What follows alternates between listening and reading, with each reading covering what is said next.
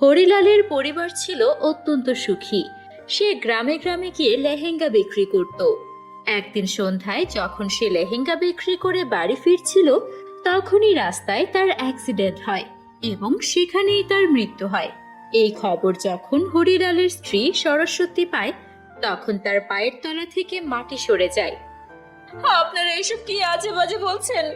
আমার স্বামী আমাদের সবাইকে ছেড়ে চলে যেতে পারেন না। লোকজন তাকে বোঝালো, বোন, বিধিলিপি কেউ বদলাতে পারে না, নিজেকে সামলান। না না বলতে বলতে সরস্বতী কাঁদতে কাঁদতে জ্ঞান হারিয়ে ফেলে। সেখানেই তার দুই মেয়েও কাঁদতে কাঁদতে চলে আসে। মা, ওঠো মা, বাবা তো আমাদের ছেড়ে চলে গেছেন, অন্তত তুমি তো আমাদের ছেড়ে যেও না। ওঠো মা, তোমার কি হয়েছে? সরস্বতী বলে, আমার বাচ্চারা, তোরা আজ অসহায় হয়ে গেলি, এখন আমাদের কে দেখাশোনা করবে? আপনি আমাদের সবাইকে ছেড়ে কেন চলে গেলেন? হে সৃষ্টিকর্তা, এ কি অনর্থ হয়ে গেল? ছোট মেয়ে পিউ বলি, দিদি, এসব কি হয়ে গেল? বাবা তো আজ আমার জন্য খুব সুন্দর লেহেঙ্গা আনার কথা ছিল, তাহলে তিনি আজ কেন এলেন না দিদি? দিদি, আমি বাবার কাছে আর কোনোদিন কোনো জিনিসের জন্য জেদ করব না। প্লিজ, তুমি ওনাকে বলো না ফিরে আসতে। আমি ওনাকে ছাড়া থাকতে পারবো না। আমার কিচ্ছু চাই না দিদি, শুধু বাবাকে চাই। বড় মেয়ে অঞ্জলি বলে, পিউ, বাবা আর কোনোদিন ফিরে আসবেন না, কোনোদিন না। এই বলে তিন মা মেয়ে অঝরে কাঁদতে থাকে এবং কাঁদতে কাঁদতে হরিলালের শেষকৃত্য সম্পন্ন করে। বন্ধুরা, তোমরা যারা যারা গল্পটি দেখছো, তোমাদের নাম কমেন্টে লিখে জানাও। আমরা নেক্সট গল্প তোমাদের নাম দিয়ে বানাবো। এভাবেই কিছুদিন কেটে যায়। একদিন ছোট মেয়ে বলে, এ কি, আবার শুকনো রুটি? মা, বাবা মারা যাওয়ার পর থেকে তুমি রোজ শুধু শুকনো রুটি বানাচ্ছ, আমি এই শুকনো রুটি খেতে পারবো না। মা বলে, পিউ, চুপচাপ এটা খেয়ে নে, নইলে এটাও আর জুটবে না। ছোট মেয়ে রেগে গিয়ে বলে, কেন কেন জুটবে না? বাবা যখন ছিলেন তখন তো কোনোদিন শুকনো রুটি হতো না। বাবা, তুমি দেখছো তো, তোমার যাওয়ার পর দিদি আমাকে জোর করে শুকনো রুটি খাওয়াচ্ছে। তুমি তো জানো আমি শুকনো রুটি খাই না। তুমি যখন ছিলে তখন আমরা কত ভালো ভালো খাবার খেতাম। বাবা, আমাকে তোমার কাছে নিয়ে চলো, আমি এখানে থাকবো না। অঞ্জলি তাকে শান্ত করে বলে, পিউ, এমন বলতে নেই, আজ খেয়ে নে, কাল আমি তোর জন্য ভালো খাবার বানিয়ে দেব। অঞ্জলি তার মাকে সান্ত্বনা দিয়ে বলে, মা, সব ঠিক হয়ে যাবে, তুমি চিন্তা করো না। অঞ্জলি ঠিক করে সে জমিদারের বাড়িতে কাজ করবে। পরদিন সকালে ঘরের কাজ শেষ করে সে কাজ করতে যায়, যেখানে তার স্কুলের সহপাঠী টিয়ার সাথে দেখা হয়। টিয়া তাকে দেখে উপহাস করে বলে, আরে অঞ্জলি, তুই এখানে? তুই তো স্কুলের টপার ছিলি, আজ বুঝেছি তুই আমাকে ভয় পেয়ে স্কুল ছেড়ে দিয়েছিস, তাই না? এখন তুই আমার বাড়িতে ঝাড়ু পোছা করবি? তোর যোগ্যতাই এটা। অঞ্জলি বলে, টিয়া, আমি এখানে কাজ করতে এসেছি, দয়া করে পুরনো কথা ভুলে যা। টিয়া মনে মনে অঞ্জলির উপর প্রতিশোধ নেওয়ার পরিকল্পনা করে। সে নিজের পছন্দের একটি দামি গাউন নিজেই পুড়িয়ে ফেলে এবং তার মায়ের কাছে গিয়ে কান্নাকাটি করে বলে, মা, তুমি কাকে কাজে রেখেছো? দেখো, এই মেয়েটা আমার প্রিয় লেহেঙ্গা পরিয়ে শেষ করে দিয়েছে। জমিদারের স্ত্রী রেগে গিয়ে অঞ্জলিকে অপমান করে বলেন, বেরিয়ে যা এখান থেকে, তুই আমার মেয়ের গাউন পুড়িয়ে দিয়েছিস, তোর সাহস তো কম না? আমার মেয়ের গাউনের দাম জানিস? অঞ্জলি বারবার বলে যে সে এটা করেনি, কিন্তু কেউ তার কথা বিশ্বাস করে না। তাকে কাজ থেকে তাড়িয়ে দেওয়া হয়। অঞ্জলি কাঁদতে কাঁদতে নদীর পাড়ে গিয়ে বসে। হে সৃষ্টিকর্তা, অনেক কষ্টে একটা কাজ পেয়েছিলাম, সেটাও চলে গেল। এখন আমি মা আর বোনের জন্য খাবার কোথা থেকে আনবো? বাবা, আমাকে একটা পথ দেখাও না বাবা। ঠিক তখনই জলের মধ্যে একটা জলজলে গোলাপের দিকে তার নজর যায়। পুরো নদীতে এমন একটা জলজলে গোলাপ দেখে অবাক হয়ে যায় অঞ্জলি। এটা আমি কি দেখছি? জলের মধ্যে গোলাপ? আমি তো জানি গোলাপ জলে হয় না, জলে তো পদ্ম শাপলা এগুলো হয়। আমি কি এই ফুলটা স্পর্শ করে দেখব? এই ফুলটা এই জলের মধ্যে কি করছে? হ্যাঁ, আমি বরং একবার স্পর্শ করে দেখি এই ফুলটা এত জ্বলজ্বল করছেই বা কেন? কি রহস্য আছে এই ফুলের মধ্যে? অঞ্জলি হাত বাড়িয়ে গোলাপটি স্পর্শ করতেই সেটি একটি সুন্দর পরীতে পরিণত হয়। পরীটি বলে, আমি পরিলোকের নীলিমা পরী। এক সাধুর অভিশাপে আমি এই নদীতে ফুল হয়ে বন্দী ছিলাম। আজ তোমার স্পর্শে আমি মুক্তি পেলাম। আমি তোমার উপর খুব খুশি। এই নাও অঞ্জলি, এটি একটি জাদুকরি তারা খচিত লেহেঙ্গা। তুমি এই তারার লেহেঙ্গার কাছে যা চাইবে তাই পাবে। সত্যি বলছেন পরি? আমি এই লেহেঙ্গার কাছে যা চাইবো তাই পাবো? আমার সব কষ্ট তাহলে দূর হয়ে যাবে। আমার মা আর বোনকে আর কষ্ট করতে হবে না। আপনাকে অনেক অনেক ধন্যবাদ পরি, অনেক অনেক ধন্যবাদ। অঞ্জলি খুশি হয়ে সেই জাদুকরি লেহেঙ্গা নিয়ে বাড়ি ফিরে আসে। সে তার মা আর বোনকে ডেকে বলে, আজ আমি তোমাদের এক জাদু দেখাবো।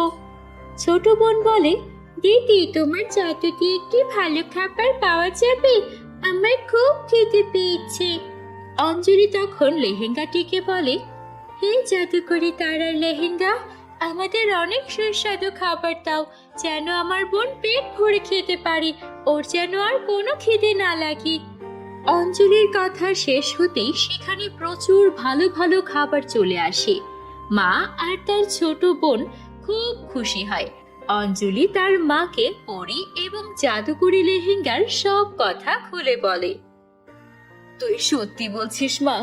আমাদের এই দুঃখের দিনে পরি আমাদের এত বড় উপকার করলেন। সত্যি রে মা, আমাদের এই কপাল এত ভালো ছিল, আগে জানতাম না। আমাদের এই দুঃখের দিন তাহলে শেষ হলো। হ্যাঁ মা, এখন থেকে আমাদের আর কোনো দুঃখ থাকবে না। বোন ভালো মন্দ খেতে পারবে, আমরাও আবারও স্কুলে যেতে পারবো, পড়াশোনা করতে পারবো। বাবা আমাদের কাছে নেই, কিন্তু দেখো সৃষ্টিকর্তা আমাদের ঠিক সাহায্য করেছেন। এরপর থেকে তারা সেই জাদুকরি লেহেঙ্গার সাহায্যে খুব সুখে শান্তিতে দিন কাটাতে লাগলো। বন্ধুরা, গল্পটি ভালো লাগলে একটা লাইক করে দিও আর কমেন্টে তোমাদের নাম লিখে ফেলো। আমরা নেক্সট গল্প তোমাদের নাম দিয়ে বানাবো। আর আমাদের চ্যানেলটি এখনো সাবস্ক্রাইব না করে থাকলে জলদি জলদি সাবস্ক্রাইব করে পাশে থাকা বেল আইকনটি প্রেস করে দাও। দেখা হবে নতুন কোনো জাদুর গল্পে। সবাই ভালো থেকো, বাই বাই। আরে বোনজি, আমার কথাটা তো একটু শুনুন। আরে কি শুনবো অর্পণা? আমি ভেবেছিলাম আপনার মেয়ে দেখতে আপনার মতোই সুন্দরী হবে, কিন্তু আপনার মেয়ে তো একেবারে কুচকুচে কালো। কিন্তু বোনজি, রূপ তো ওপরওয়ালার দান, এতে আমাদের কি করার আছে? অর্পণার বারবার অনুরোধ সত্ত্বেও বনলতা নিজের ছেলের সাথে মালতীর বিয়ে দিতে রাজি হন না এবং সেখান থেকে চলে যান। এরপর মালতী ফুপিয়ে ফুপিয়ে কাঁদতে থাকে এবং তার মাকে বলে, মা, আর কতদিন এমন চলবে? তুমি কেন আমার বিয়ের পেছনে পড়ে আছো? আমাকে কেউ বিয়ে করবে না, তাই দয়া করে আমার জন্য পাত্র খোঁজা বন্ধ করো।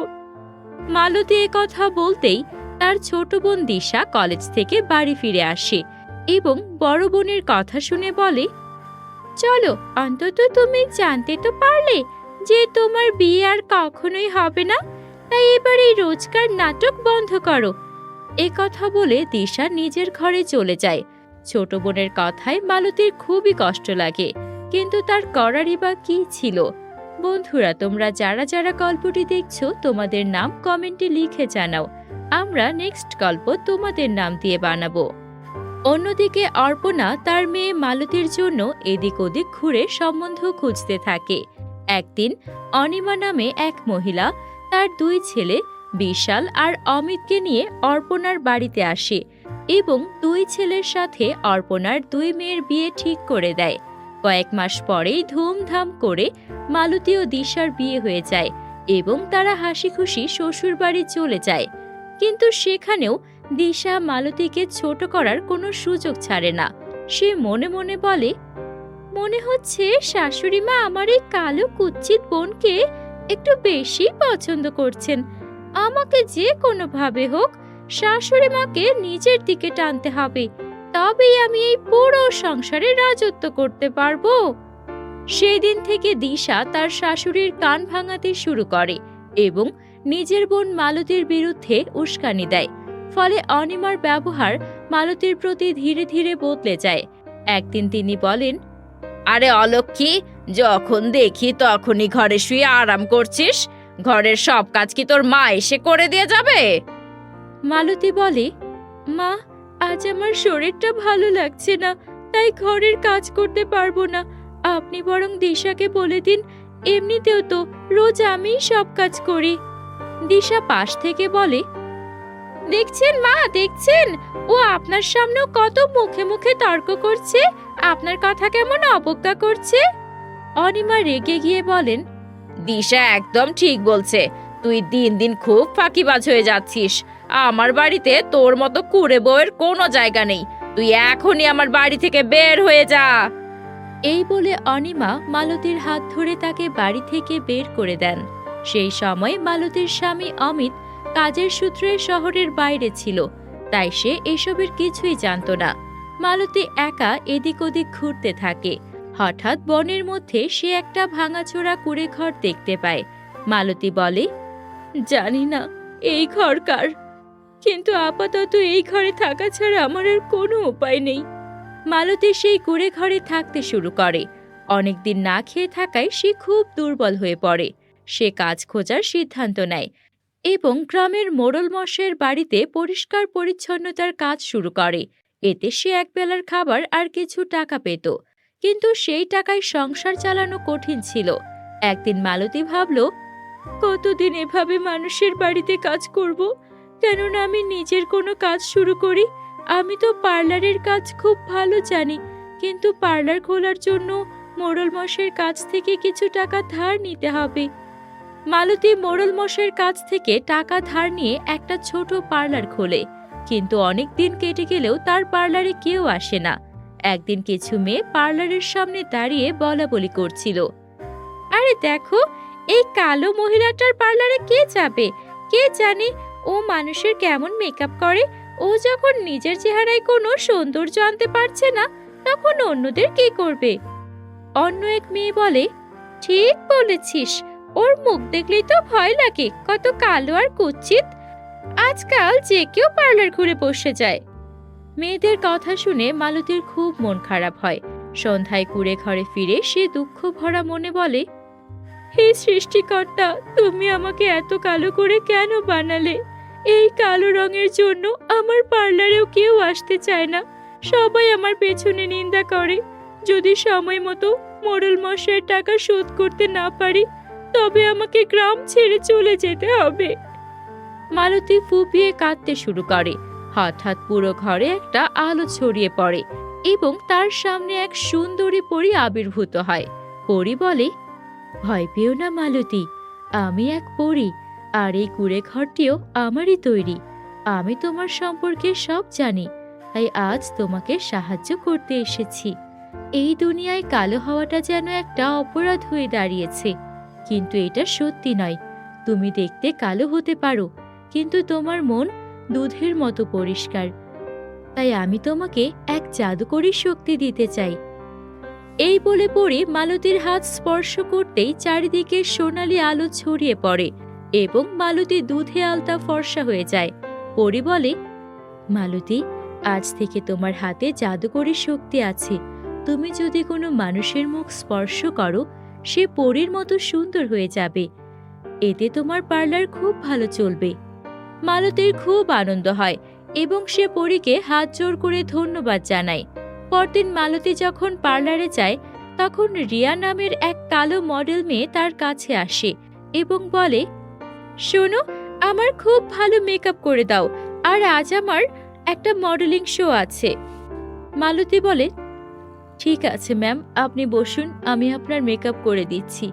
মালতী রিয়ার মুখে ফেস পাউডার লাগাতেই রিয়ার চেহারা দুধের মতো ফর্সা হয়ে যায় এবং সে অসম্ভব সুন্দরী হয়ে ওঠে। নিজেকে দেখে রিয়া অবাক হয়ে বলে, ওয়াও, তুমি তো আমার রূপই বদলে দিলে। সত্যি তোমার হাতে জাদু আছে। বিশ্বাসই হচ্ছে না আমি এত সুন্দর হতে পারি। Thank you so much. এই নাও আমার তরফ থেকে কিছু বাড়তি টাকা। শোতে গিয়ে রিয়ার নতুন রূপ দেখে সব কালো মেয়েরা অবাক হয়ে যায় এবং তার ফর্সা হওয়ার রহস্য জানতে চায়।